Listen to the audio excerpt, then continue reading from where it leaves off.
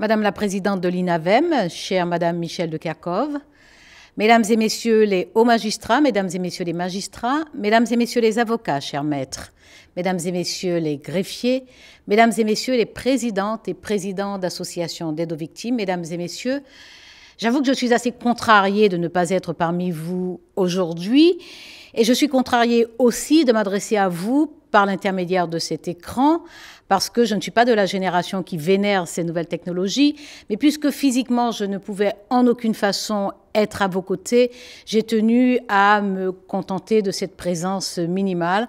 En tout cas, sachez que j'ai très clairement en tête les travaux que vous allez conduire dans le cadre de cette directive victime. En tout état de cause, le SADJAV et la DACG sont à vos côtés. J'aurai donc un retour rapide de la qualité de ces travaux que je présume déjà. Je veux saluer cette initiative qui vous permet de vous rencontrer autour de ce colloque consacré aux victimes à cette occasion de la Journée européenne d'aide aux victimes et des victimes.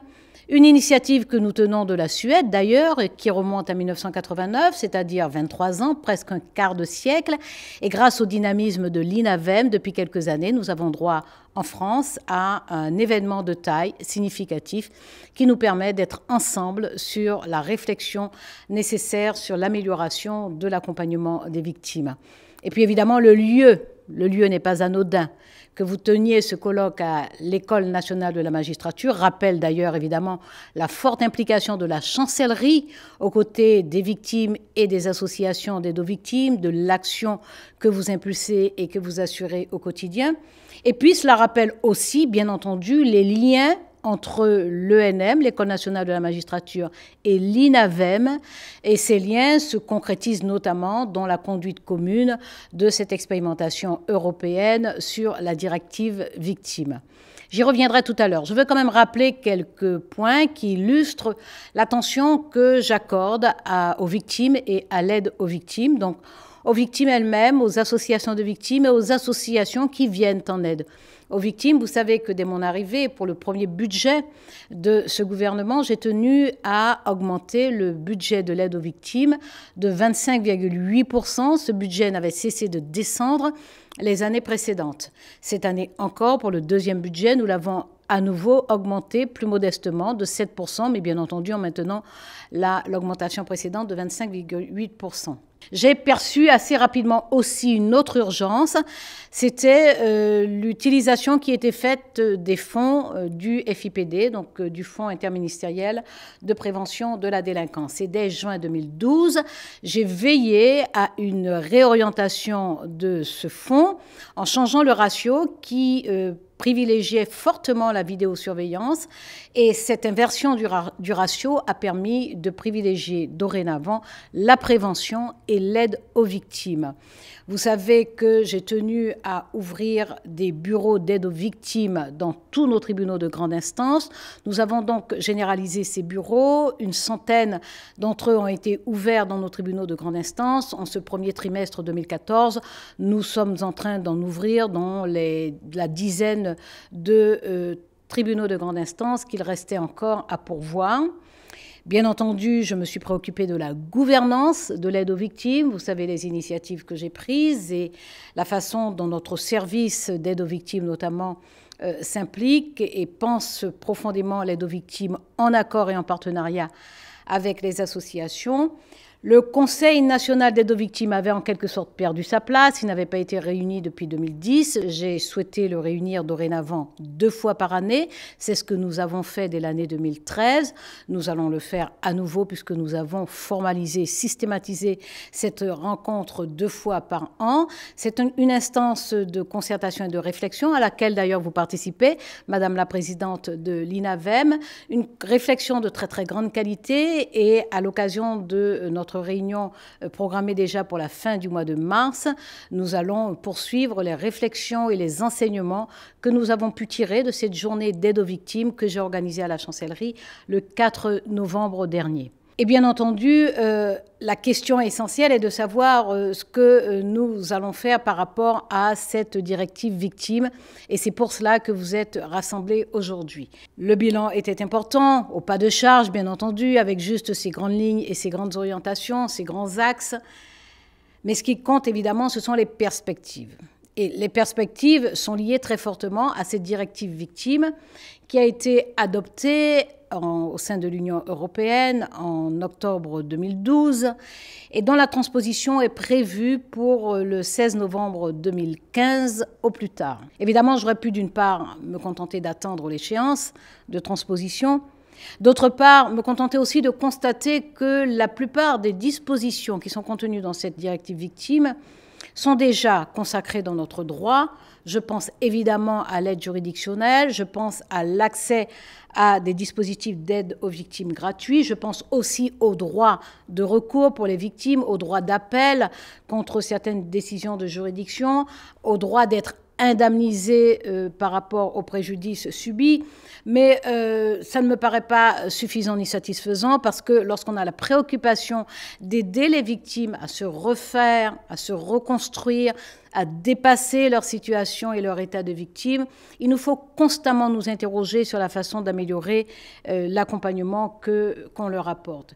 Et c'est ainsi que, considérant le contenu de ces directives victimes, saluant le fait que l'Union européenne décide d'imposer des normes minimales à l'ensemble des pays européens, j'ai regardé de très près, j'ai déjà eu l'occasion de vous en parler, le contenu de ces directives victimes. Et concernant, bien entendu, l'évaluation individualisée des victimes, dans notre droit, il n'y a aucune disposition qui le permettent. C'est pour cela que dès la discussion pour le budget 2014, j'ai tenu à faire introduire une ligne budgétaire qui nous permet, avec 200 000 euros, de lancer une expérimentation sur cette directive victime. Et cette expérimentation a commencé avec 8 juridictions pilotes qui ont accepté de travailler sur l'application de cet article 22. Je tiens à ce que les bureaux d'aide aux victimes soient au cœur de cette expérimentation.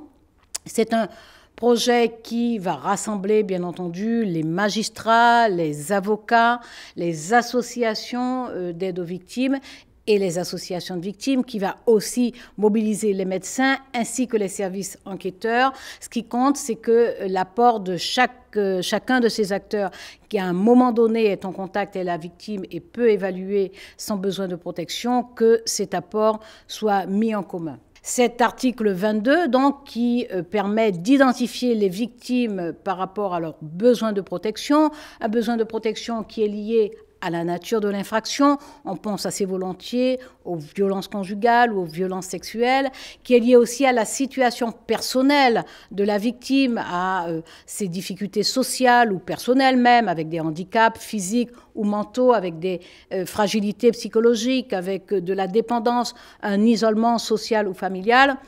Tous ces critères qui font qu'une victime peut être plus particulièrement exposée à des représailles ou à de l'intimidation de la part des auteurs des faits ou exposés à une victimisation secondaire. Donc nous n'avons pas ces dispositions dans notre droit. Il est important que nous puissions les faire, les expérimenter, les mesurer, les évaluer. Et je remercie chaleureusement l'INAVEM de participer à cette expérimentation. En plus de cette expérimentation nationale que nous menons sur 8 tribunaux pilotes, nous conduisons également une expérimentation européenne, puisque vous savez que grâce à l'action du SADJAV et de la DACG, nous avons porté un appel d'offres qui permet à la France de piloter une expérimentation qui mobilise plusieurs pays européens, 5 d'entre eux, le Royaume-Uni, le Portugal, la Pologne, l'Espagne et la France, bien entendu. Et cette expérimentation qui couvre des pratiques différentes dans ces pays européens, qui couvre aussi des définitions différentes de la notion même de victimes, cette expérimentation nous permettra, à travers le comité d'experts, qui est composé de 10 experts, 2 par pays, qui vont se rencontrer chaque année, qui vont effectuer des études, cette expérimentation nous permettra de disposer prochainement d'un guide des bonnes pratiques. Ce guide des bonnes pratiques fera l'objet d'une conférence de formation organisée par l'École nationale de la magistrature au printemps 2015. Et là aussi, je veux saluer à la fois le travail de l'ENM, mais la forte implication de l'INAVEM, ainsi que de Citoyens et Justice. Alors évidemment, j'aurais pu vous parler d'autres points qui sont contenus aussi bien dans notre expérimentation nationale sur l'évaluation individualisée du besoin de protection des victimes, de toutes ces dispositions qui seront mises en place. Je pense notamment à celles contenues dans les articles 23 et 24 de la directive victime, à savoir la possibilité de bénéficier d'une audition par une personne spécialement formée à cet effet et dans des locaux adaptés, la possibilité de recourir à la visioconférence ou encore même les possibilités de domiciliation chez un tiers et notamment un avocat, sous réserve bien entendu de ce que permettent les procédures d'une part et les nécessités pour la conduite et l'efficacité des enquêtes. J'aurais pu également en venir à la prorogation de cette expérimentation européenne. Il y a d'autres sujets, je pense à la justice restauratrice, mais je ne peux pas vous parler de tout aujourd'hui, et puis de toute façon, c'est ce que vous allez faire pendant ce colloque. Je vous souhaite de fructueux travaux. Je veux simplement vous dire merci pour le travail que vous effectuez au quotidien. La chancellerie a repris sa responsabilité sur la gouvernance de la politique d'aide aux victimes.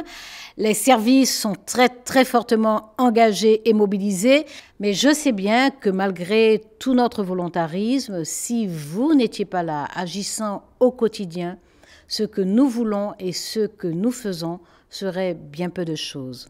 Merci et bons travaux.